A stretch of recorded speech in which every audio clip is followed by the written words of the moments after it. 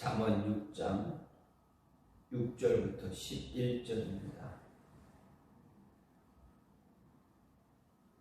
게으른 자여 계미에게 가서 그가 하는 것을 보고 지혜를 얻으라. 계미는 두령도 없고 감독자도 없고 통치자도 없으되 먹을 것을 여름 동안에 예비하며 추수 때에 양식을 모으느니라.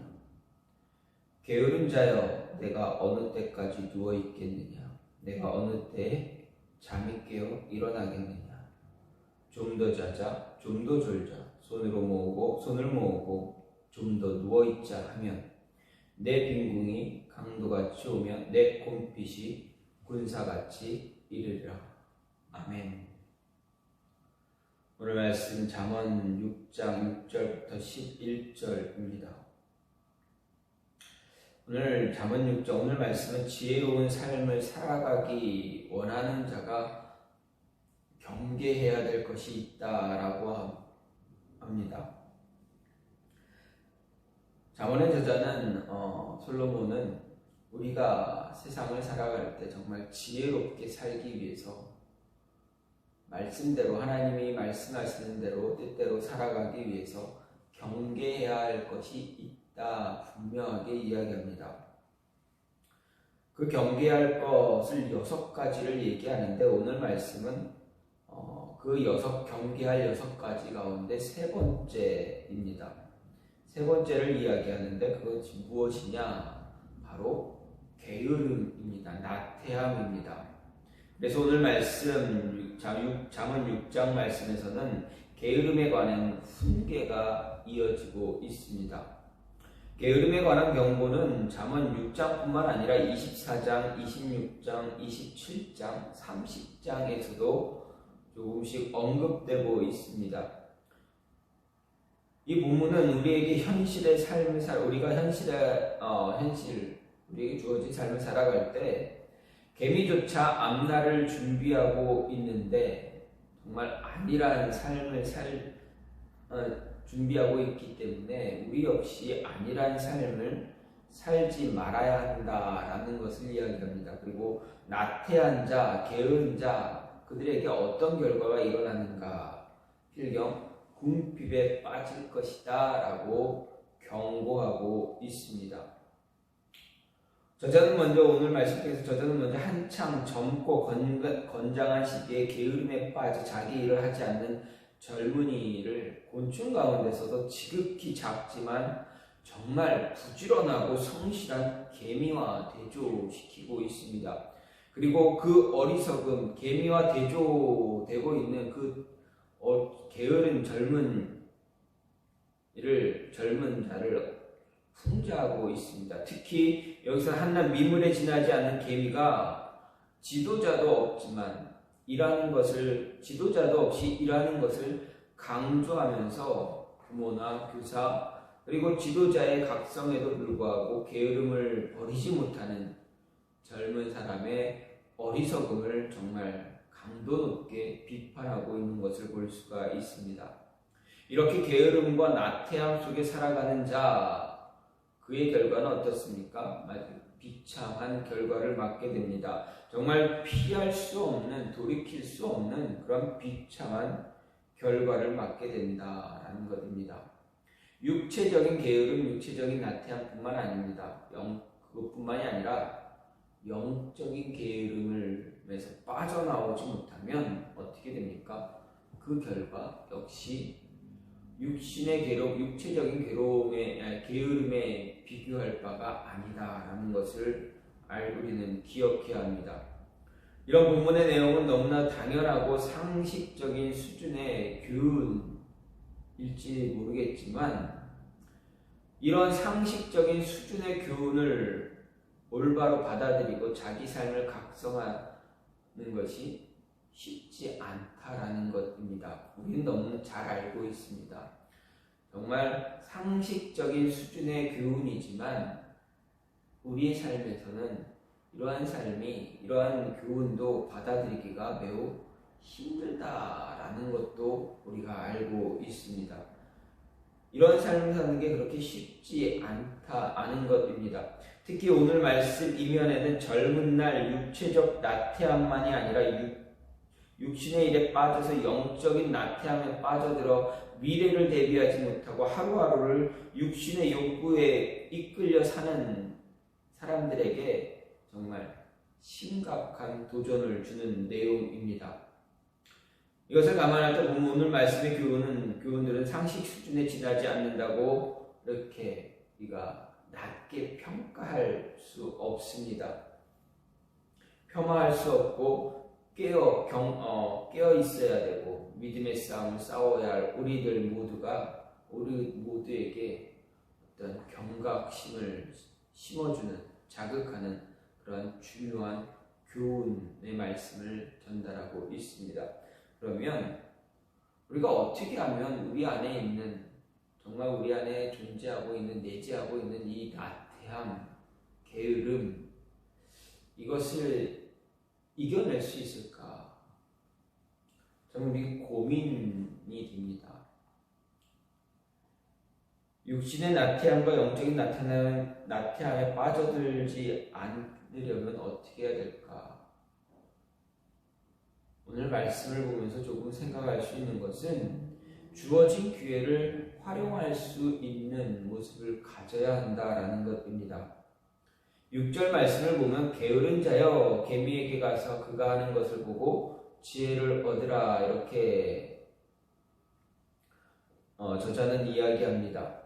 여기서 그가 하는 것, 개미가 하는 것이 무엇인가 생각해보면 바로 기회가 주어졌을 때 부지런히 미래를 준비하는 것이다 이야기할 수가 있습니다. 왜 그렇습니까? 개미가 지금 상황에서 하는 일이 단지 지금 현실만을 위한 행동이라는 것이 아니라 다가올 겨울철을 위해서 준비하고 있는 것이기 때문입니다. 즉 개미는 언제나 지금이라는 현실을 위해 살아가는 것이 아니라 언제나 미래를 위해 살아가고 있다. 미래를 위해 준비하며 살아간다는 것을 우리에게 보여줍니다. 곡식과 과일이 자라나는 여름 동안 부지런히 일하고 추수 때 놓치지 않고 양식을 모으는 것은 때를 읽을 줄 아는 것이고 미래를 대비하는 현명한 행동입니다. 특히 예비한다라는 이 말을 볼 때 여름 동안 예비하기 위해 지속적으로 노력해야 되고 추수 때는 그 시기를 잃지 말아야 돼. 잃어버리지 말고 결정적일 때 거두어들여야 하는 것을 우리에게 이야기합니다. 특히 솔로몬이 이야기하는 것은 솔직히 말하면 누구나 다 아는 것입니다. 열심히 일해서 추수 때 여름 동안 열심히 예비하고 추수 때를 예비하고 추수 때는 그때 딱 알맞은 시기에 거두어들이는 것, 추수하는 것 누구나 다 아는 일입니다. 누구나 다 아는 것을 말하고 있고 또 그렇게 행동하는 것은 당연하다라고 말합니다. 하지만 솔로몬이 말하는 이 일을 행하는 주체가 바로 누구입니까? 무엇입니까? 개미라는 점에서 게으른 사람에게 주는 너무나 정말 통렬한 그런 풍자가 아닐 수가 없습니다. 지금 누구나 다 알고 있는 사실이지만 심지어 개미조차 본능에 의해서 행하는 행동이지만 게으른 사람들 그들은 이것조차 하지 않는다라는 이야기입니다. 그렇기 때문에 임박한 궁핍과 곤란을 그대로 방관하고 있다는 것을 지적합니다. 우리는 개미와 배짱이라는 그러한 이야기를 또 잘 알고 있습니다. 배짱이는 어떻습니까? 여름 내내 노래 부르며 기타 치며 노래 부르고 놀고 있습니다. 그리고 개미에게 이야기합니다. 너도 좀 나랑 같이 놀자, 같이 노래하자.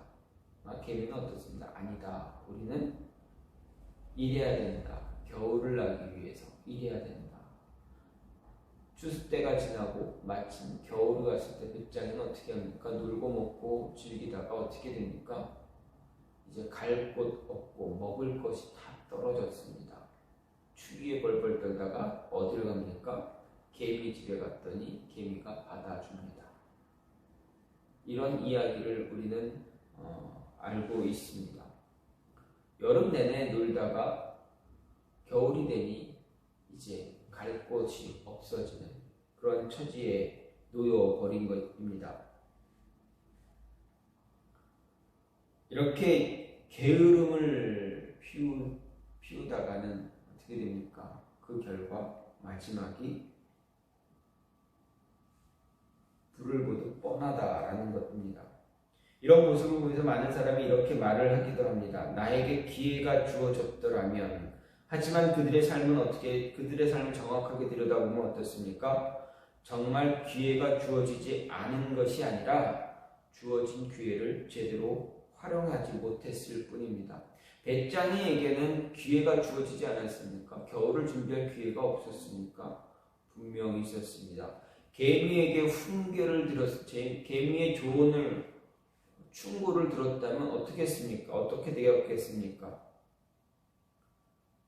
그는 겨울철에 방황하지 않고 추위에 떨면서 개미의 집을 놓고 하지 않아도 됐을 것입니다.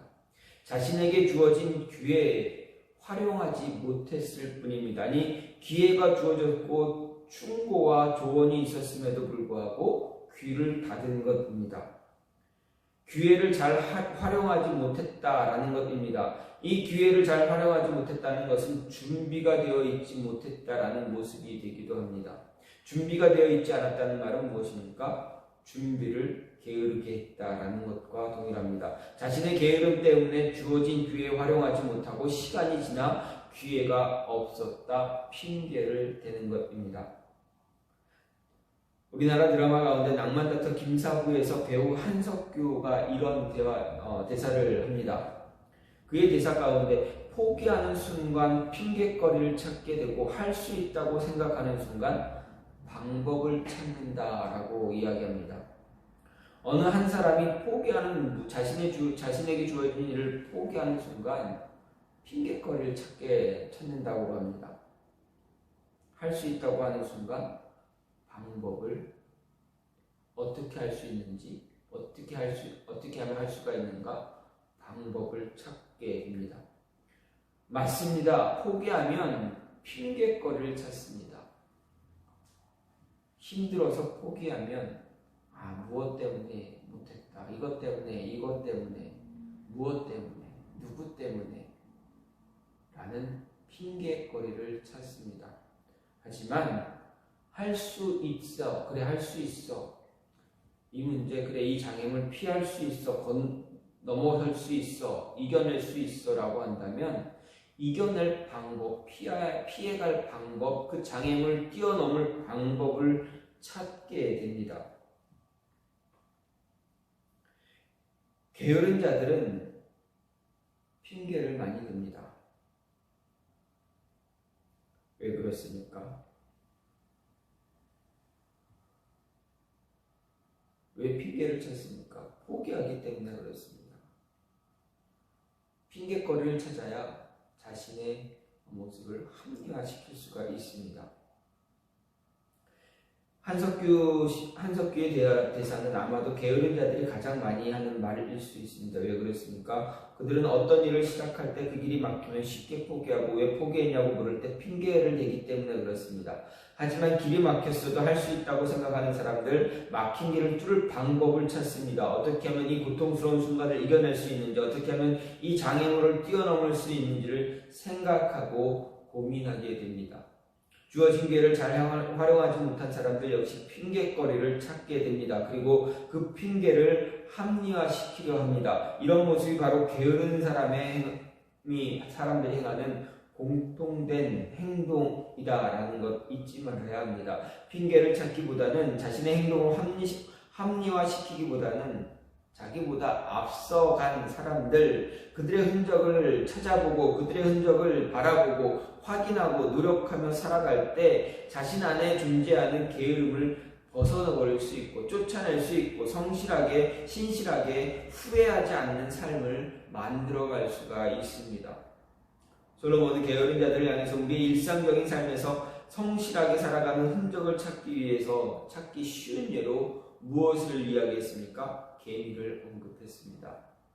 개미들의 성실함을 눈으로 지켜보면서 본능적으로 행동하는 그들의 모습을, 그 개미들의 모습을 보면서 자신 안에 존재하는 게으름을 이겨낼 방법을 찾으라라는 것입니다. 개미들의 본능적인 삶을 통해서 자신의 내면에 꼬리를 틀고 있는 게으름을 벗어던지라는 이야기입니다. 눈으로 보고 따라할 때, 모방할 때 게으름에서 벗어날 수가 있습니다.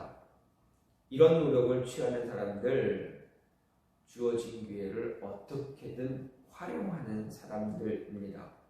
활용할 수 있고 결과를 내기도 합니다. 게으름자 되지 않으려면 어떻게 됩니까? 자신에게 주어진 기회 잘 활용해야 됩니다. 핑계거리 찾지 말고 합리화시키지 말고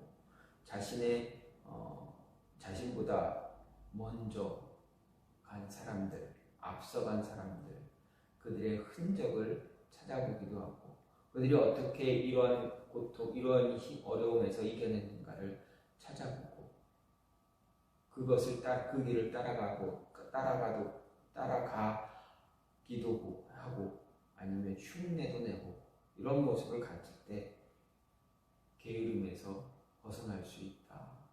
기회를 잘 활용해서 내 것으로 만들 수 있다라는 것입니다. 두 번째로는 생각만 하지 말고 행동으로 움직일 때 게으름에서 벗어날 수가 있습니다. 9절부터 11절 보면 게으른 자여 내가 어느 때까지 누워있겠느냐 내가 어느 때에 잠이 깨어 일어나겠느냐 좀 더 젖어 좀 더 졸다 손을 모으고 좀 더 누워있지 않은 내 빈궁이 강도같이 오면 내 군필이 군사같이 이르리라 이렇게 이야기합니다. 여기서 게으른 자에게 나타난 특징을 보면 언제나 생각뿐이다 라는 것을 볼 수가 있습니다. 생각은 많은데 정작 행동하지 않고 있다라는 것입니다.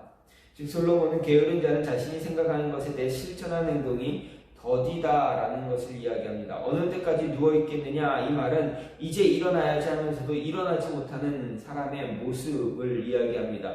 또 계속해서 좀 더 자자 좀 더 졸자 좀 더 누워있자라는 이 모습도 역시 머릿속으로는 일어나야 한다라고 생각하지만 몸은 행하지 않고 있음을 이야기합니다.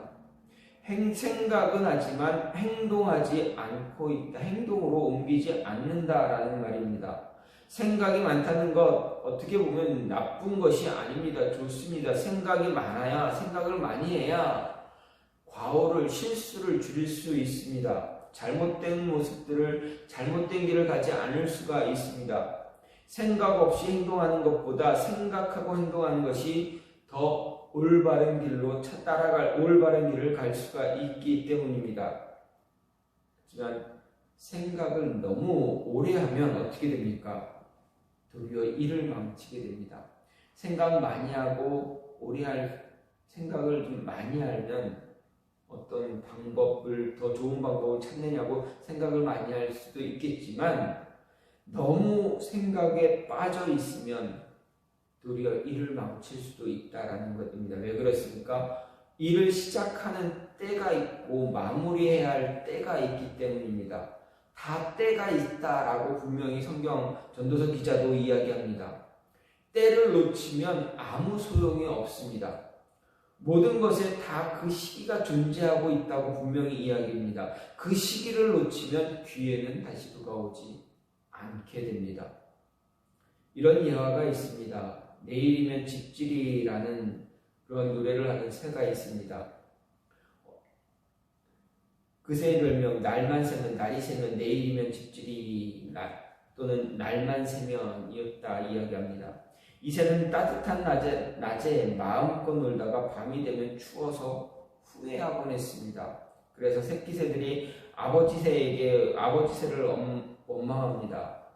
아버지 우리들도 남들처럼 낮에 집을 지었다가 밤이면 편하게 지내요.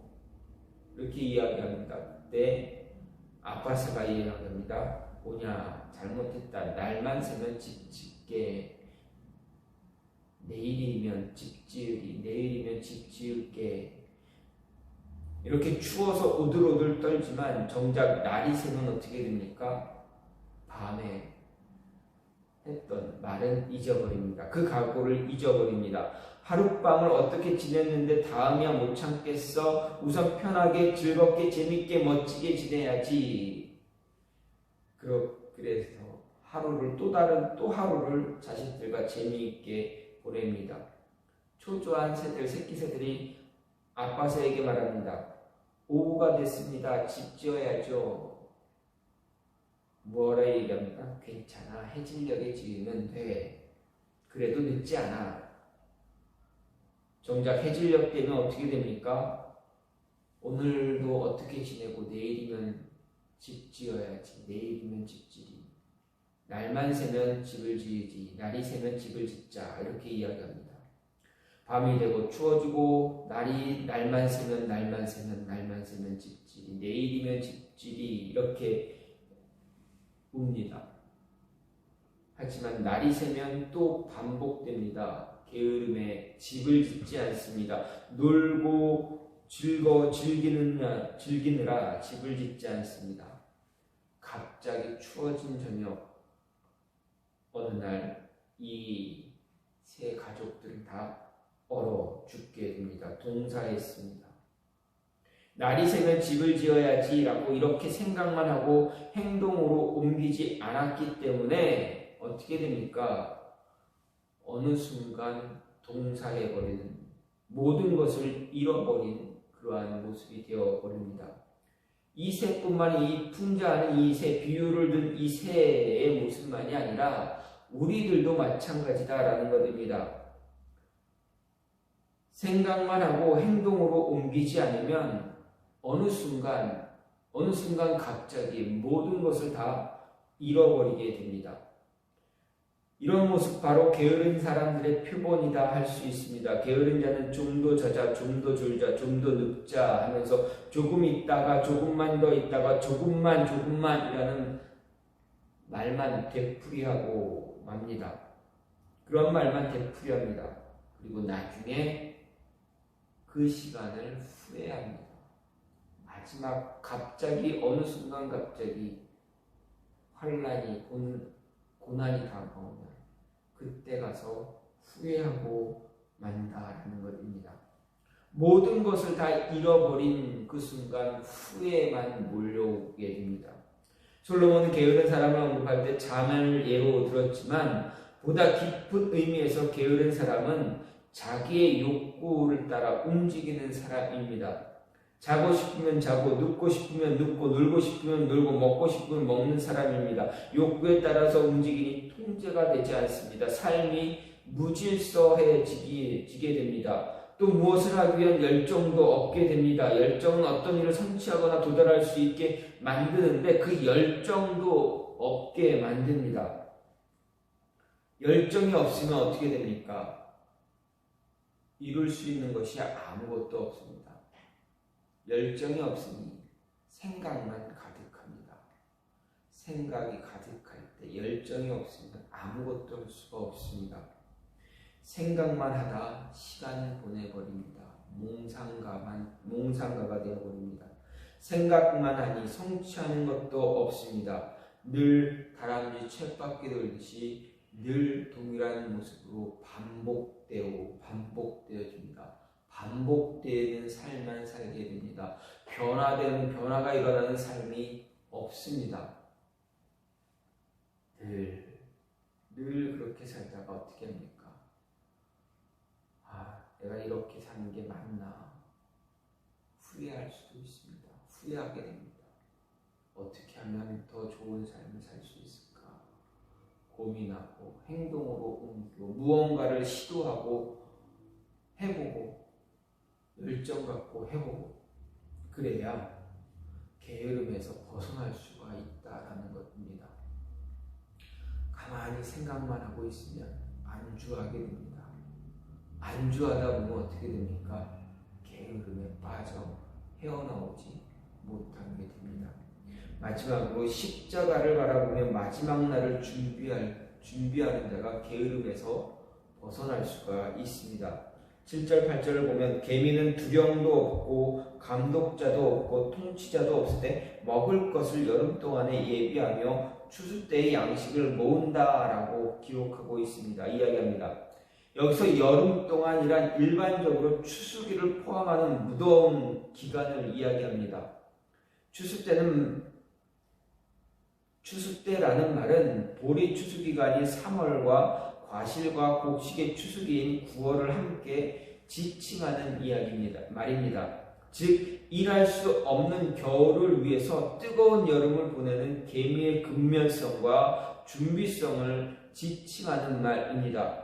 솔로몬은 이를 통해서 한낱 미물에 불과한 개미도 이렇게 미래를 위해서 열심히 일하고 준비하는데 현실에 안주하며 앞으로 있을 일들을 생각하지 못하는 어리석은 사람들을 책망하면서 너희들을 깨우쳐야 된다. 이 계미를 보고 깨달아야 된다. 가르치고 있습니다.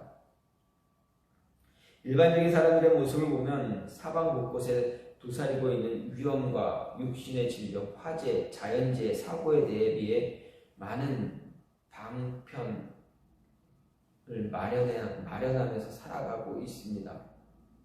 혹시 모를 어떤 모습 때문에 이것저것 준비하는 것이 많이 있습니다. 그리스도인들 역시 다르지 않습니다. 하지만 정작 중요한 자신의 영혼을 위해서 대비하는 모습은 매우 소홀한 것을 보기도 합니다. 분명 인생의 겨울과 같은 극한 고난의 때가 있듯이 우리 영혼에게도 반드시 맞이해야 할 그 때가 있습니다. 즉 죽음과 심판의 때가 분명하게 있다라는 것 잊지 말아야 합니다. 그리고 그 때를 위해서 준비하며 살아가야 하는 것 역시 잊지 말아야 합니다. 한 번 죽은 것은 사람에게 정해진 운명이며 그 후에 반드시 심판이 있다고 성경은 분명히 말합니다. 하지만 대부분의 많은 사람들은 죽음 이후의 심판을 위한 대비와 준비는 전혀 하지 못하고 있는 것을 볼 수가 있습니다. 어리석은 인생이 바로 이런 인생을 살아가는 사람들을 말합니다. 마지막 날 준비하며 살아간다는 것은 바로 미래에 대한 철저한 준비를 하며 살아가는 것을 뜻하고 그것이 그 사람 자신을 게으른 자가 아닌 성실하고 매우 부지런한 대로 만들어가게 합니다. 그래서 정말 지혜로운 사람을 보게 되면 마지막 때를 항상 준비하며 살아가고 있다라는 것을 알 수가 있습니다. 이에 대해 사도 바울은 죽음이 자신에게 다가왔지만 결코 두려워하지 않고 오히려 나의 달려갈 길과 주 예수께 받은 사명 곧 하나님의 은혜의 복음 증거하는 일을 마치려 하면 나의 생명을 조금도 귀한 것으로 여기지 아니한다라고 말하면서 내가 선한 싸움을 싸우고 나의 달려갈 길을 마치고 믿음을 지켰으니 이제 후로는 나를 위하여 의의 면류관이 예비되었으므로 주 곧 의로우신 재판장이 그날에 내게 주실 것이니 내게만 아니라 주의 나타나심을 사모하는 모든 자에게라고 고백하고 있습니다. 내일을 준비하는 자, 미래를 준비하지 못하면 게으름에 빠질 수밖에 없습니다. 마지막 때를 준비하지 못하면 게으름에 빠질 수밖에 없습니다. 특히 저와 여러분 그리스도인들은 우리는 십자가를 바라보지 않으면 게으름에 나태함에 빠질 수밖에 없습니다. 왜 그렇습니까? 왜 십자가를 바라보아야 게으름에서 벗어날 수 있는가? 여러분 예수 그리스도의 십자가를 바라보아야만 마지막 날, 마지막 그때를 생각할 수가 있습니다. 분명 심판의 때가 있습니다. 우리가 죽는 그 죽음의 때가 존재합니다. 심판의 때가 존재합니다. 그때 예수님이 우리에게 오셔서 재림하셔서 예수님이 심판하실 때 우리의 삶을 보시면서 무엇라 이야기하십니까? 게으르고 악한 종아, 십자가를 바라보며 우리에게 맡겨진 일들을 감당하지 않으면 게으르게 게으른 모습으로 살아간다면 분명 이 악하고 게으른 종아라고 말씀하실 것입니다. 반대로 십자가를 바라보며 마지막 때를 준비하면서 맡겨진 일, 맡겨진 책임, 우리에게 주신 그 책임 잘 감당하며 살아갈 사람들에게는 분명히 이렇게 말씀하실 것입니다. 잘했다, 착하고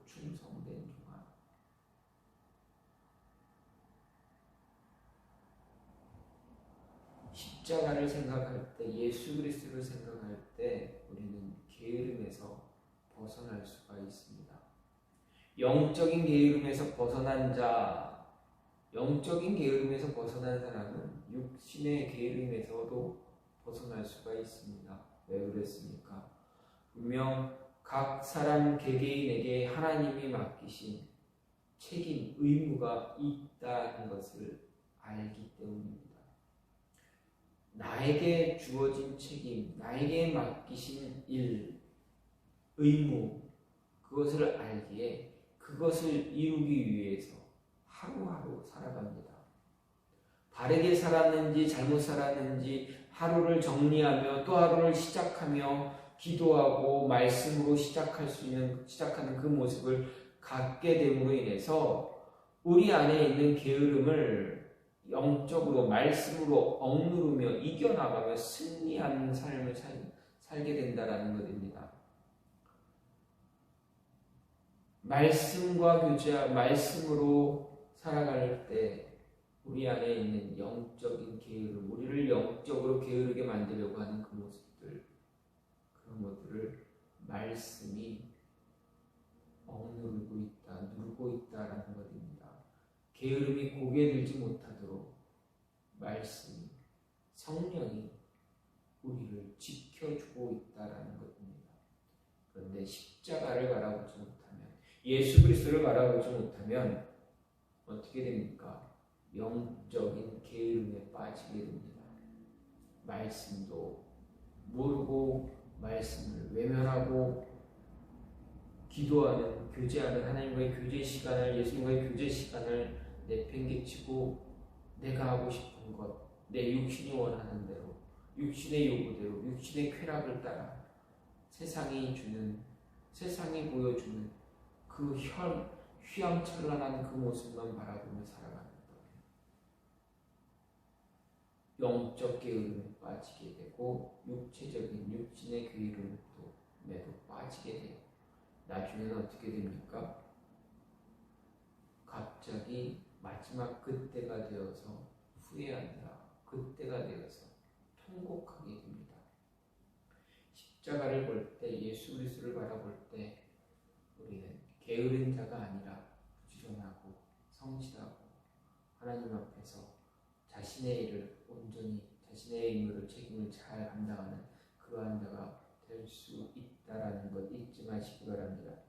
우리 안에 존재하는 게으름을 벗어나기란 매우 어렵습니다. 많은 시간의 노력이 뒤따라야 합니다. 각고의 노력을 거치지 않으면 게으름을 벗어날 수가 없습니다. 잠시 방심하면 그 게으름은 우리를 덮쳐서 우리로 하여금 핑계거리 찾게 합니다. 좀 더 쉬자라는 말을 던져 내일을 생각하지 못하게 하고 미래를 준비하지 못하게 만듭니다. 결국 이 게으름 때문에 우리는 십자가를 바라보지 못하게 됩니다. 십자가를 바라보지 못하니 어떻게 합니까? 마지막 때도 준비하지 못합니다. 결국 실패한 인생이 되고 맙니다. 하지만 이런 게으름에서 벗어나려면 주어진 기회에 잘 활용할 수 있어야 합니다. 핑계거리 찾기보다는 성실하게 살아간 사람들의 흔적을 따라가는 그러한 삶을 살아야 합니다.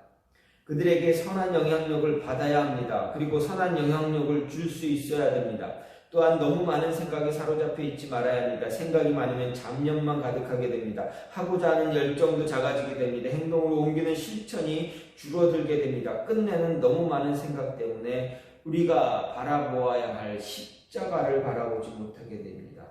십자가를 바라보지 못하니 지금 우리에게 주어진 일, 맡겨진 책임, 비전을 놓쳐버리게 됩니다. 시간에 쫓겨 사는 삶, 그렇게 허무한 삶을 살게 됩니다. 게으름에서 벗어나려면 정말 주어진 시간, 주어진 기회 잘 붙잡아야 됩니다. 핑계거리가 아닌 성실하게 살아간 사람들의 흔적을 따라 살아가야 합니다. 너무 많은 생각 갖지 말아야 합니다. 잡념만 가득하면 우리가 정작 바라보아야 할 십자가 바라보지 못하게 됩니다. 십자가를 바라보며 게으름에서 승리하는 저와 여러분이 되기를 간절히 소망합니다. 이 시간 같이 기도하기를 원하는 것은 하나님, 우리가 게으름 모습에서 이겨낼 수 있도록 우리 안에 존재하는 게으름을 이겨낼 수 있는 자들 될 수 있게 달라고, 우리 이겨낼 수 있는 자 되기 위해서 우리에게 주어진 기회를 잘 활용하며 먼저 우리보다 앞서간 사람들의 믿음의 선배들의 모습을 바라보고 그 모습을 따라 살아가며 너무 많은 생각에 사로잡히지 않고 행동으로 옮기며 십자가 바라보며 행동으로 옮길 수 있는 그러한 모습들 갖게 해달라고